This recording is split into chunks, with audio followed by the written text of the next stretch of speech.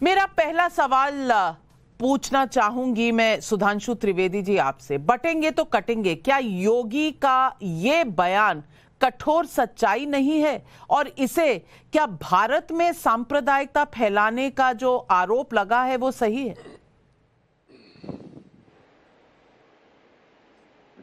देखिए, ये कठोर सच्चाई नहीं, कठोर और दर्दनाक सच्चाई है।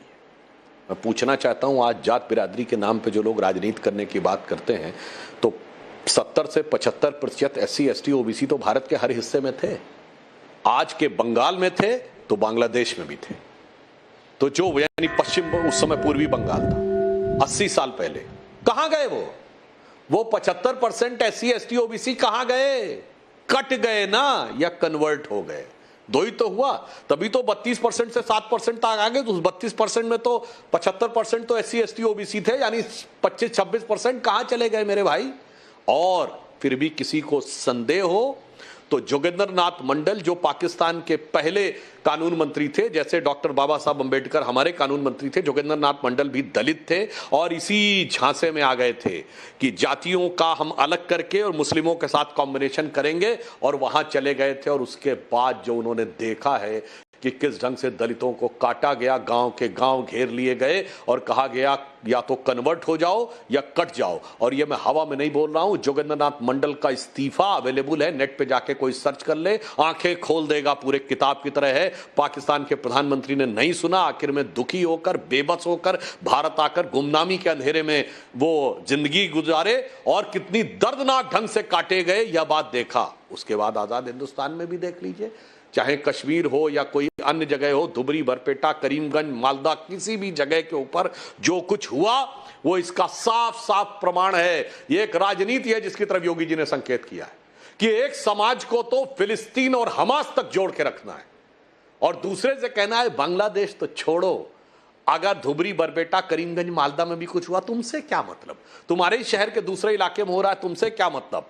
मतलब 20% अपना है और 80 में टुकड़े करना है। और यहां पर मैं एक और बात कह दूं, जहां पे बट गए वहां आप भी कट गए, देश भी कट गया, और वो देश भी उसके बाद बहुत बर्बादी के दौर में आ गया। और मैं अंत में एक बात और कह दूं, जो इस समय अंतरराष्ट्रीय षड्यंत्र चल रहे हैं, भारत के चारों तरफ देख लीजिए। अफगानिस्तान तबाही झेल चुका है, जो कुछ हुआ, पाकिस्तान में जो हुआ, श्रीलंका में जो हुआ, और अभी बांग्लादेश में जो हुआ।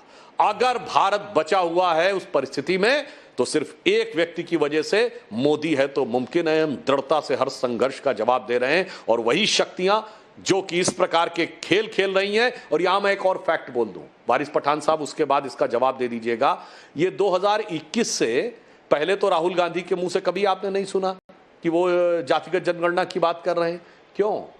क्योंकि जॉर्ज सोरेस की ओपन सोसाइटी फाउंडेशन और फिर हेनरी लुइस फाउंडेशन, उसके एक मिस्टर क्रिस्टोफर जेफरलेट हैं, जिन्होंने बाकायदा प्रोजेक्ट शुरू किया कि कास्ट सेंसस पे इंडिया में जोर देना है और इसके लिए हिंदू मेजॉरिटरिज्म को बहुत बड़ी बात आपने कही सुधांशु त्रिवेदी जी। लेकिन वारिस पठान साहब, ओवैसी साहब कहते हैं कि योगी बौखला गए हैं। मैं पूछना चाहती हूँ, बौखलाया है कौन?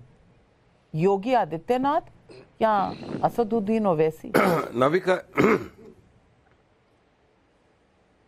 नविका जी, जिस तरह से आपने सुधांशु त्रिवेदी जी को इतना बोलने दिया अनइंटरप्टेड, मैं उम्मीद करता हूं कि आप मुझे भी इस तरह का बोलने देंगे, इक्वालिटी आप मेंटेन करेंगे, संविधान का सम्मान करते हुए।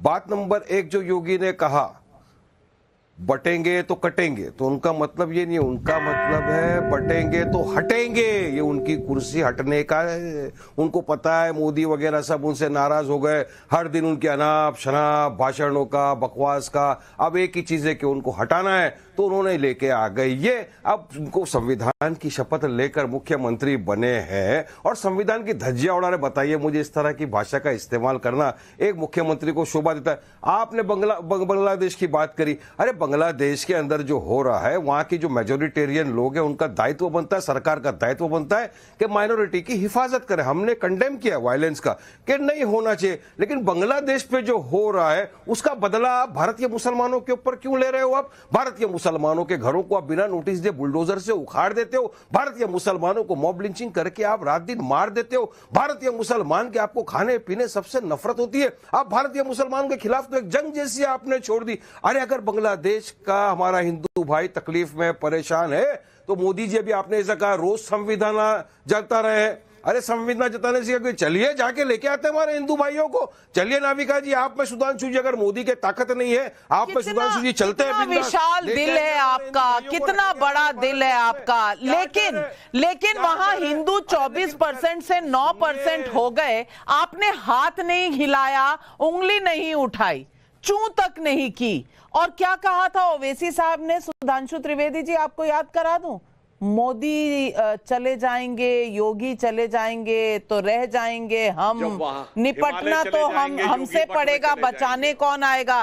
तब सांप्रदायिकता नहीं हो रही थी वो। अच्छा सुनिए वो बुलडोजर। अच्छा आपने ये भी जरा याद दिला दो ना कि ओवैसी जी ने जो बुलडोजर पॉलिटिक्स के ऊपर कहा था, जरा भी पब्लिक को बताओ कि कितनी गंदी असंवैधानिक पॉलिसी है ये।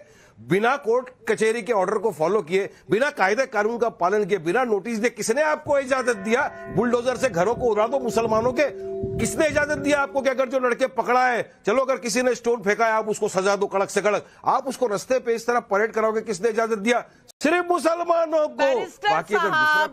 बैरिस्टर साहब वकील हैं, आप वकील हैं, जाइए कोर्ट जाइए और स्टे करा लीजिए। वो आपको कराना नहीं है, लेकिन पॉलिटिक्स करनी है कि ये हो गया वो हो गया। लेकिन मैं सुधांशु त्रिवेदी जी आपसे पूछना चाहती हूँ, जब असदुद्दीन ओवैसी कहते हैं कि यूपी का डिप्टी चीफ मिनिस्टर मुसलमान होना चाहिए, तो क्या ये सांप्रदायिक नहीं है? ये बांग्लादेश के हिंदुओं पर वोट बैंक पॉलिटिक्स कौन चला रहा है?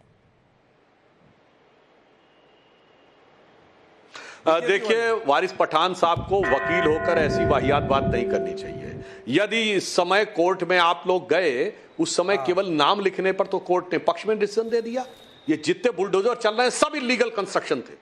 एक भी लीगल होता तो कोर्ट से स्टे ले आते। ये इस बात का प्रमाण है कि अपनी अपनी सेकुलर सरकारों के दामने रहमत में कितने इलीगल कंस्ट्रक्शंस करवा के रखे थे, इसलिए एक में भी कोर्ट से इनको राहत नहीं मिलने पाई। अब दूसरी बात मैं कहना चाहता हूं, एक गंभीर बात नाविका जी। देखिए, जो बटने और कटने की बात है तो मैं दर्शकों के लिए कह रहा हूं, वारिस पठान के लिए नहीं।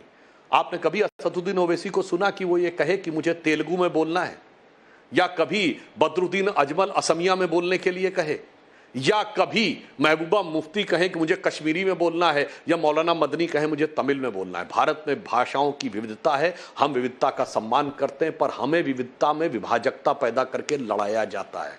इसमें आप नहीं लड़ा सकते, सब एक साथ हैं। आपको केरल और तमिलनाडु में जाकर भी उर्दू के साइन बोर्ड दिखाई पड़ेंगे। ये है न बटने का तरीका, और वो उनका सही है, इसमें कौन सी गलत है? आप किसी मुसलमान को खड़ा करके दिखा दिए, किसी मुस्लिम देश में कम्युनिस्ट नहीं रिवॉल्यूशन नहीं हो पाई, किसी मुस्लिम गरीब को आप अमीर के खिलाफ नहीं खड़ा कर सकते, किसी मुस्लिम अंसारी, बेहना, कसाई, गद्दी, घोसी को शेख सैयद के खिलाफ नहीं खड़ा कर सकते। क्योंकि यह है, जब आप एकजुट रहते हैं तो आप 20% होकर भी भारी पड़ते हैं, और आप 60% होके तो कयामत कर देते हैं। दूसरी तरफ इनकी क्या है टेंडेंसी? 20% अपना है, 80 में टुकड़े करना है, टुकड़ा टुकड़ा करके करने का रखना। इसलिए मैं दर्शकों से कहता हूं, बड़ी गंभीरता से सोचिए, उत्तर दक्षिण में लड़ना है। कर्नाटक के मुख्यमंत्री मंत्री ने कहा था, डीके सुरेश ने, कि हम ज्यादा टैक्स देते हैं, हमें अलग हो जाना चाहिए। उत्तर भारतीय और मराठी में लड़ना है, तमिल और हिंदी में लड़ना है, अगड़े पिछड़े में लड़ना है, और सवर्ण और दलित में लड़ना है, खूब लड़ना है। अरे सुनिए, मगर टुकड़े बड़ा आरोप वारिस पठान जी, बड़ा आरोप। आपको अपना 20% सुरक्षित रखना है, 80 में आपको बांटना है। क्या यही पूरी पॉलिटिक्स है?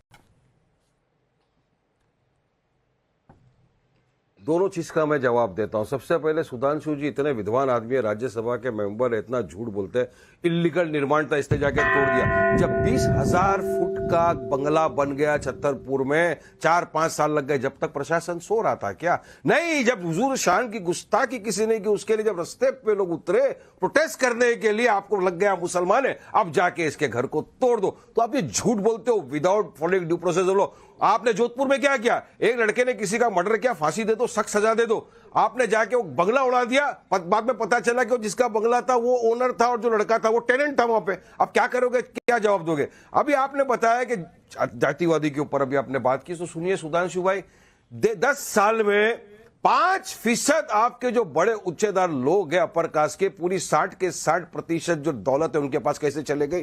टॉप 5% जो लोग हैं उनके पास दौलत क्यों चले गई? इसलिए तो आप लोग कास्ट सेंसस जो करा रहे हैं उसके लिए रुक रहे हैं, क्योंकि दूध का दूध पानी का पानी हो जाए। क्यों आप रोकते हो? हमने तो कहा ना कास्ट सेंसस होना चाहिए, हमने कहा 50% जो कैप है वो भी खत्म होना चाहिए, हमने कहा कि जो चिदम्बरम का रिपोर्ट था उसको भी सार्वजनिक किया जाए, उसके ऊपर भी चर्चा हो। मगर आप कतराते हो क्योंकि आपको पता है कि आज भी जो भारी से भारी मोदी के कैबिनेट के अंदर भी ऊपर मंत्री बैठे सिर्फ अपर कास्ट के। आपको तो सिर्फ ये लोगों के वोट चाहिए, मगर करना तो अपना ही है और बदनाम करना है मुसलमान को कि ये